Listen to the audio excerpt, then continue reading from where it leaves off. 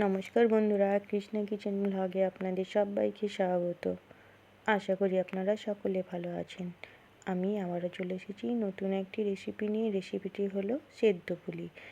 রেসিপিটি আপনারা একবার দেখলে খুব সহজেই বানিয়ে নিতে পারবেন, আর আমি খুব সহজভাবে এই রেসিপিটি বানাবো। তাহলে শুরু করি আজকের রেসিপি।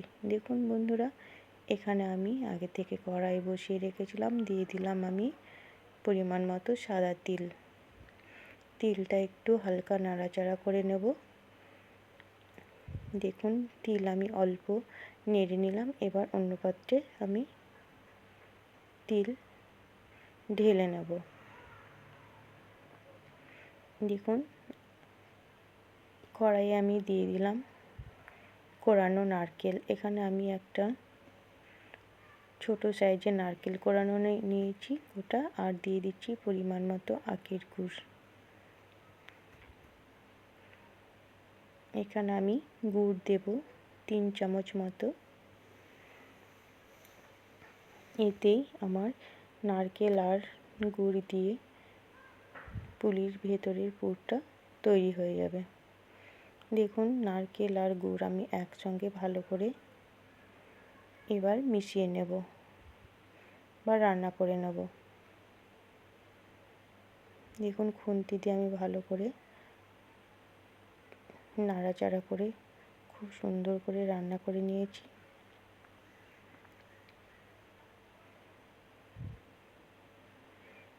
এখানে আমি বেশ কিছুক্ষণ নাড়াচাড়া করে নারকেল আর গুড় দিয়ে ভেতরের পুরটা রেডি করে নিয়েছি। এবার আমি এই পুরের মধ্যে দিয়ে দেব ভেজে রাখা তিল।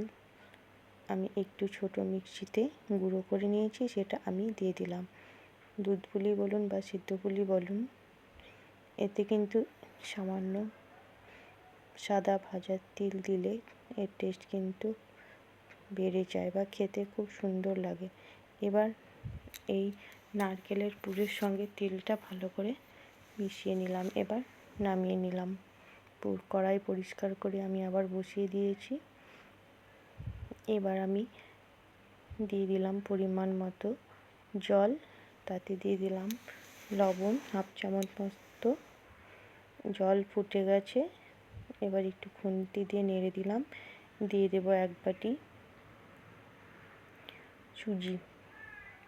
এখানে আমি আজকে সেদ্ধ পুলিটি বানাবো সুজি আর আতপ চালের গুঁড়ো দিয়ে।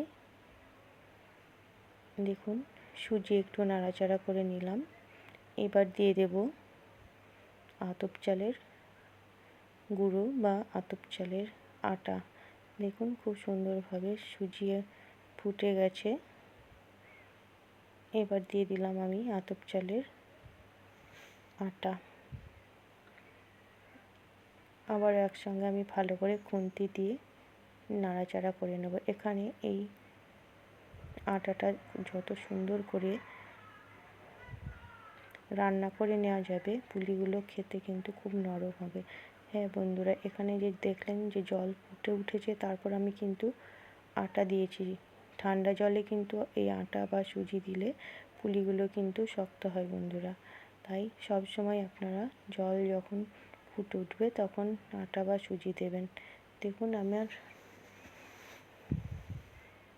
রান্না হয়ে গেছে সুজি আর চালের আটার। এবার আমি ঠান্ডা জল দিয়ে সঙ্গে সঙ্গে হাতে একটু করে ঠান্ডা জল নেব, আর এই আটাটা ভালো করে মেখে নেব। এই গরম গরম মেখে নিলে কিন্তু খুব সুন্দরভাবে মাখা হয়ে যাবে, আর একটা সফট ডো তৈরি হয়ে যাবে বন্ধুরা।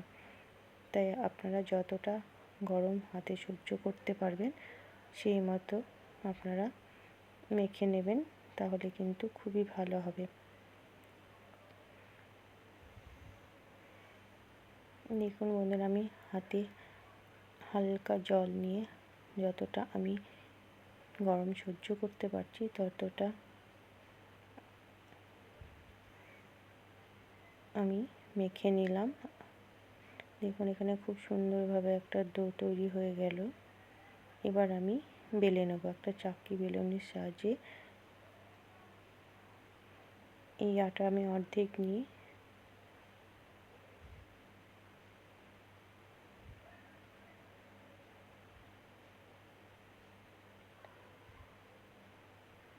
বেলে নেব। হ্যাঁ বন্ধুরা, আজকে আমি একই মাপে সব পুলিগুলো বানাবো, সেই কারণেই আমি চাকি বেলনের সাহায্যে বেলে আপনাদের করে দেখাচ্ছি। দেখুন, এই প্রসেসে করলে কিন্তু প্রতিটি পুলি একই মাপের হবে, ছোট বড় হবে না। দেখুন, এবার আমি বেলে নিচ্ছি। তাহলে আমার চ্যানেলে নতুন বন্ধু হয়ে থাকলে চ্যানেলটিকে সাবস্ক্রাইব করে পাশে থাকবেন, আর পাশে থাকা বেল আইকনটি ক্লিক করবেন। নতুন কোনো ভিডিও আপলোড হওয়ার সঙ্গে সঙ্গে নোটিফিকেশান পৌঁছে যাবে সবার আগে আপনাদের কাছে। আর এই রেসিপিটি যদি ভালো লাগে লাইক, শেয়ার, কমেন্ট করবেন, আর ফ্রেন্ডস ও ফ্যামিলির মধ্যে প্রচুর শেয়ার করবেন। দেখুন বন্ধুরা, একটা আমি ছোট গ্লাস নিয়েছি। এবার আমি একই সাইজে সবগুলো কেটে নেব। এখানে আমি রুটিটি খুব পাতলা বা খুব মোটা করিনি, আপনাদের দেখাচ্ছি কেটে নেওয়ার পর।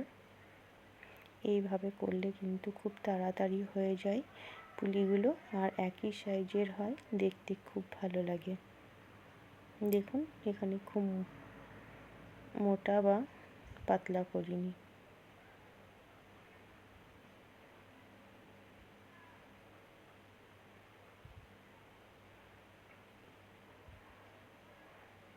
একইভাবে আমি বাকি আটা বেলে কেটে নেব বন্ধুরা।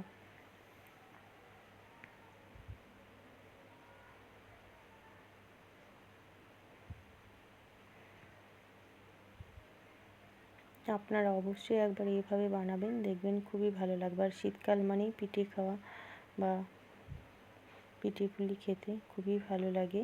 দেখুন, বাকিগুলো আমার সব কাটা হয়ে গেছে। এবার ভেতরে পুর পুরে আপনাদের পুলিগুলো করে দেখাচ্ছি। দেখুন, এখানে আমি নারকেলের যে পুরটা তৈরি করলাম সেটা এবার ভেতরে দিয়ে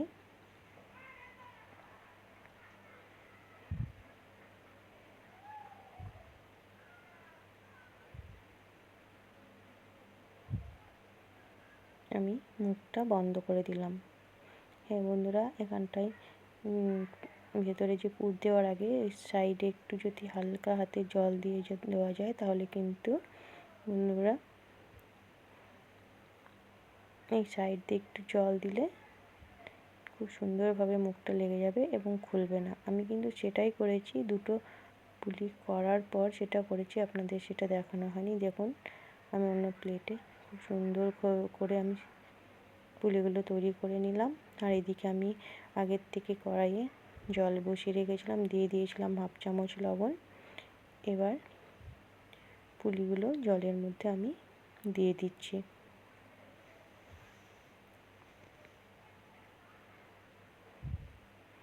দেখুন বন্ধুরা, এখানে আমি পুলিগুলো দুটো করে সব জলের মধ্যে দিয়ে দিলাম। হ্যাঁ, এখানে আমি জলের মধ্যে সেদ্ধ করে পুলিটি বানাবো। আপনারা কিন্তু জলের ভাপেও এই পুলিটি বানাতে পারেন, কিন্তু আমার এরকমভাবে বেশি ভালো লাগে। দেখুন, খুব সুন্দরভাবে পুলিগুলো ফুটে উঠেছে।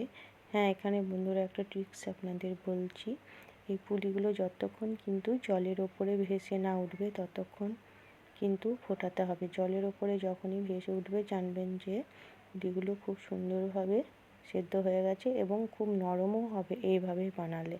আপনারা একবার এইভাবে বানিয়ে দেখবেন, তাহলে বুঝতে পারবেন কতটা নরম হবে। এইভাবে বানালে কিন্তু ঠান্ডা হয়ে গেলেও খুব সুন্দর নরম থাকে বন্ধুরা। তাহলে তৈরি হয়ে গেল আমার সেদ্ধ পুলি। দেখুন, আমি একটা রান্না হাতা বা ছাকনার সাহায্যে তুলে অন্য পাত্রে সার্ভ করে নিয়েছি বন্ধুরা। তাহলে অবশ্যই আপনারা একবার এইভাবে বানাবেন আর কমেন্ট করে জানাবেন কেমন হয়েছে। তাহলে সম্পূর্ণ ভিডিওটি দেখার জন্য আপনাদের অসংখ্য অসংখ্য ধন্যবাদ বন্ধুরা।